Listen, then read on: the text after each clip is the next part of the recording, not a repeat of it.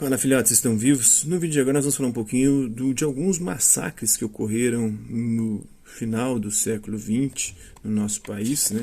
Do massacre do Sem Terra em Rondônia, do massacre de Eldorado dos Carajás, né? Do julgamento desse massacre, do último agora do Eldorado dos Carajás, sobre a indústria no Brasil e a presença do capital estrangeiro na nossa indústria. Vamos falar também sobre desemprego e desigualdade e a trajetória do movimento operário no Brasil. Bora lá?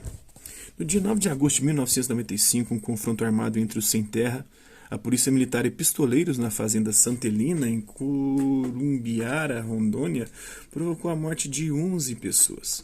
9 trabalhadores rurais, entre eles uma menina de 7 anos e 2 policiais, e deixou 49 feridos, segundo dados do comando da Polícia Militar. Polícia e pistoleiros foram desalojar os sem-terra que ocupavam a fazenda. Atiraram neles e incendiaram os seus barracos. Segundo o diretor do Sindicato dos Trabalhadores Rurais, alguns mortos teriam sido queimados, outros teriam sido jogados no rio e outros estariam perdidos na selva. Além dos mortos, houve prisão de 355 trabalhadores rurais. Os homens foram presos no ginásio de esportes e as mulheres e crianças no Centro Comunitário de Colorado do Oeste. Segundo o Movimento dos Trabalhadores Rurais Sem Terra, os presos foram torturados e sofreram humilhações. No acampamento do Movimento dos Trabalhadores Rurais Sem Terra, MST, na Fazenda Santa Maria, em Teodoro Sampaio, em São Paulo, em março de 2002. Em 17 de abril de 1996, Eldorado dos Carajás, no sul do Pará, ficou conhecido em quase todo o mundo de uma forma vergonhosa e absurda. 19 sem-terra foram mortos no confronto com a polícia militar. O confronto ocorreu quando 1.500 sem-terra estavam acampados em protesto contra a demora da desapropriação de terras da fazenda Macaxeira. A polícia militar foi encarregada de tirá-los do local, pois estavam obstruindo a rodovia PA-150. A ordem partiu do secretário de Segurança do Pará, Paulo Sete Câmara, que declarou depois do ocorrido que autorizara usar a força necessária, inclusive atirar. Sem nenhum aviso, como contaram sem-terra, ouvidos pela imprensa, os policiais chegaram lançando gás lacrimogêneo. Os sem-terra revidaram com paus e pedras. A polícia então partiu para uma ação mais violenta e atirou, matando 19 sem-terras. Um dos líderes do movimento, Osiel Alves Pereira, de apenas 17 anos, foi torturado e acabou sendo morto com um tiro no rosto. Alguns dos sem-terra foram executados, segundo o legista Nelson Massini, que periciou os corpos. Segundo ele, 7 lavradores foram mortos por instrumentos cortantes, como foices e facões, o que indica que já estavam dominados quando foram atacados. O comando da operação estava a cargo do coronel Mário Pantoja de Oliveira, que foi afastado no mesmo dia, ficando 30 dias em prisão domiciliar.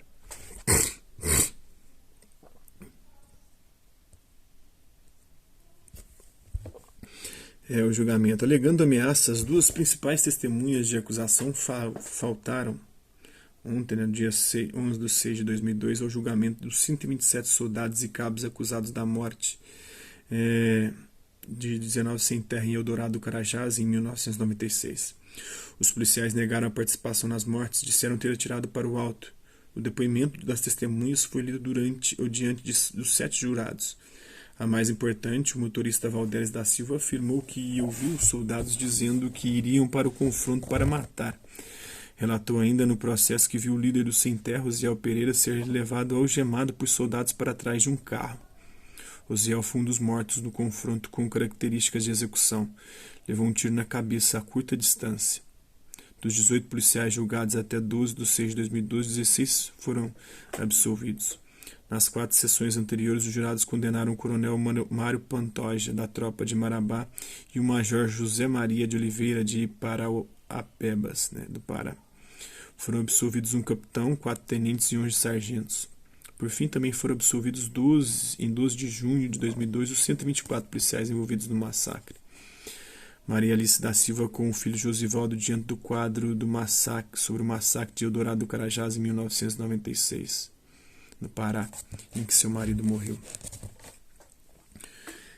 Como a gente já viu em vídeos anteriores, no Brasil a indústria ganhou força apenas a partir da virada do século XIX para o século XX, beneficiando-se sobretudo dos capitais gerados pelo cultivo e a comercialização do café. Os barões do café começaram a investir na nossa industrialização. Durante a década de 1930, no governo de Vargas, teve início uma política para desenvolver a industrialização, com medidas como a regulamentação das relações de trabalho.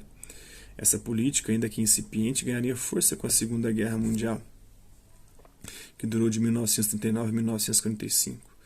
A exemplo do conflito mundial anterior, a diminuição das importações e o crescimento do mercado externo para produtos brasileiros promoveram a industrialização. Além disso, a criação da Companhia Siderúrgica Nacional em Volta Redonda, no Rio de Janeiro, que começou a funcionar em 1946, deu impulso à indústria de base, que produz máquinas e ferramentas para a indústria.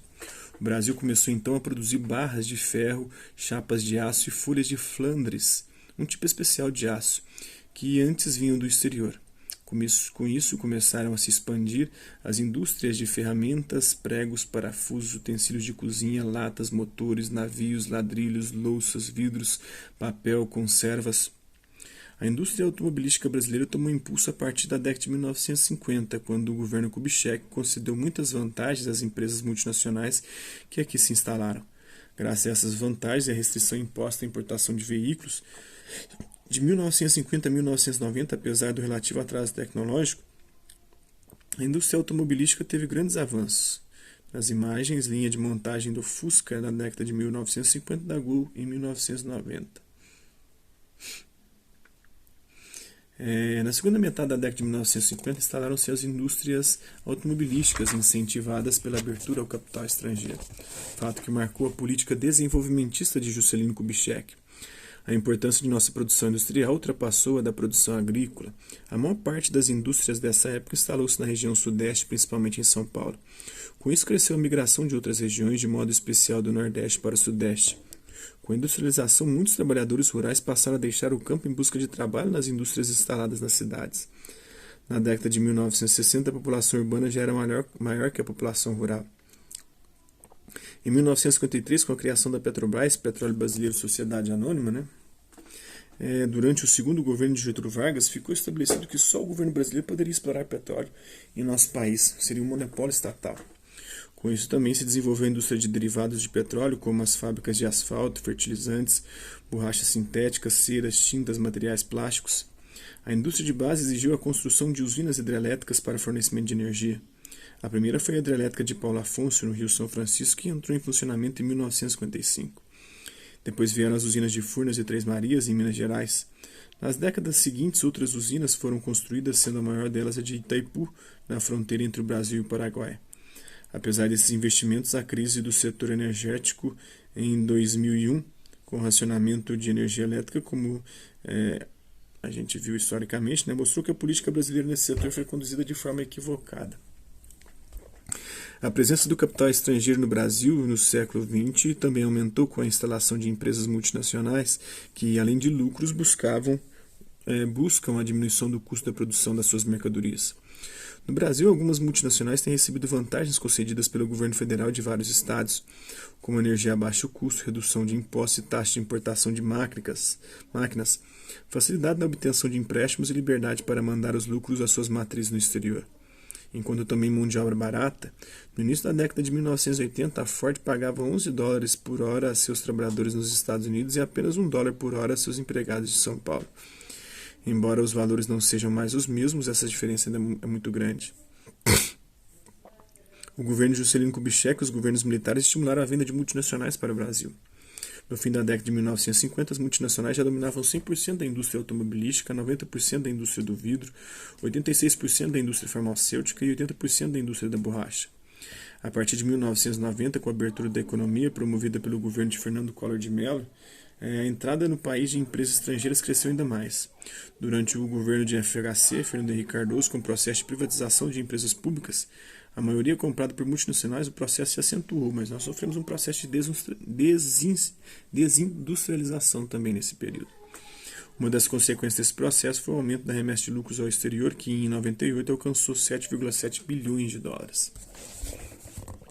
Grandes hidrelétricas, como a de Itaipu, no Rio Paraná, constituem fatores importantes no processo de industrialização, pois geram condições que favorecem a instalação de indústrias. Com a diminuição da atividade econômica a partir de 95, a indústria e o comércio demitiram um grande número de empregados. O setor da construção civil também deixou de empregar. A área de prestação de serviço foi a única a aumentar o número de vagas, mas em volume insuficiente para compensar as demissões de outros setores. A taxa de desemprego atingiu seu recorde no começo do segundo mandato de Fernando Henrique Cardoso, em janeiro de 1999. 6,65 milhões de pessoas, mas já foi batida pelo agora, recentemente, com a crise do PT, depois de Temer e Bolsonaro, chegou aos 3 milhões.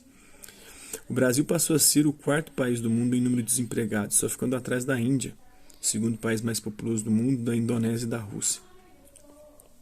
Com índices tão altos de desemprego, aumentaram também os índices de violência. O desemprego acompanhou o processo de abertura do país aos produtos importados iniciada no governo Collor.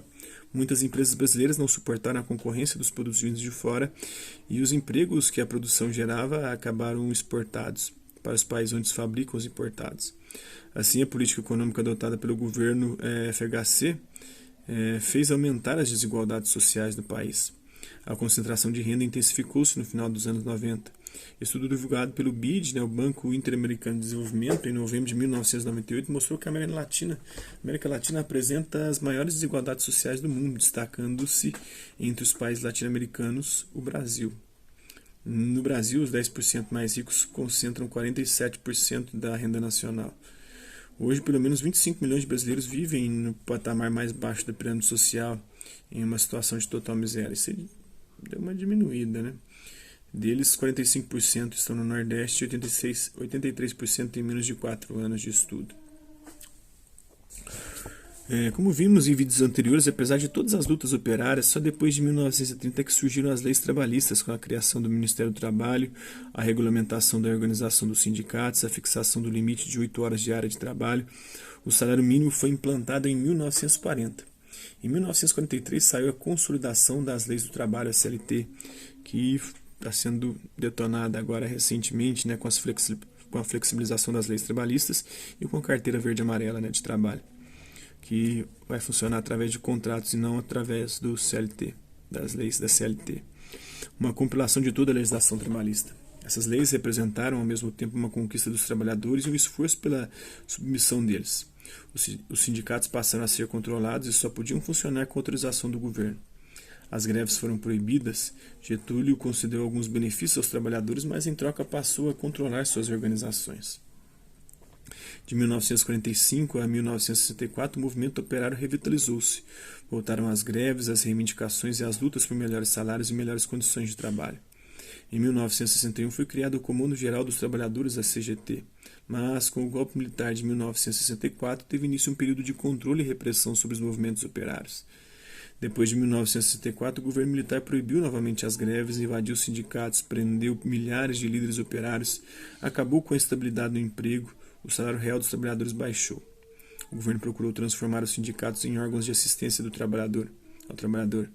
Os sindicatos podiam receber do governo bolsas de estudos para os filhos dos trabalhadores, assistência médica, empréstimos para os sindicalizados, terrenos para a construção de colônias de férias, mas praticamente não podiam mais fazer greves nem defender os direitos dos trabalhadores.